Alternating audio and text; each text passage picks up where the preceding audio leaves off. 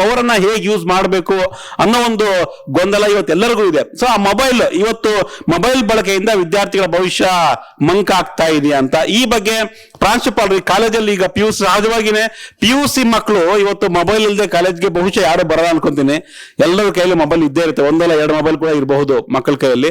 ಆ ಮೊಬೈಲ್ ಯಾವ ತರ ಈ ಮಕ್ಕಳನ್ನ ಇವತ್ತು ಎಜುಕೇಶನ್ ಕಡೆಗೆ ಪಾಸಿಟಿವ್ ಆಗಿ ಕರ್ಕೊಂಡು ಹೋಗುತ್ತಾ ಅಥವಾ ನೆಗೆಟಿವ್ ಆಗಿ ಕರ್ಕೊಂಡು ಹೋಗುತ್ತಾ, ಇದೇ ನಮ್ಮ ವಿಚಾರ. ಸೊ ಸಾಕಷ್ಟು ಗಂಡ್ರು ಇದ್ದೀರಾ, ಎಲ್ಲರೂ ಕೂಡ ಪ್ರೊಫೆಸರ್ಸ್ ಇದ್ದೀರಾ, ಓದ್ಕೊಂಡಿದ್ದೀರಾ, ಎಲ್ಲರೂ ಮಕ್ಕಳಿಗೆ ಪಾಠ ಮಾಡ್ತೀರಾ, ನಿಮ್ಗೆ ತುಂಬಾ ಅದ್ಭುತವಾಗಿ ಗೊತ್ತಿರುತ್ತೆ ಮಕ್ಕಳ ಒಂದು ನಡವಳಿಕೆ, ಎಷ್ಟೊತ್ತು ಮೊಬೈಲ್ ಯೂಸ್ ಮಾಡ್ತಾರೆ.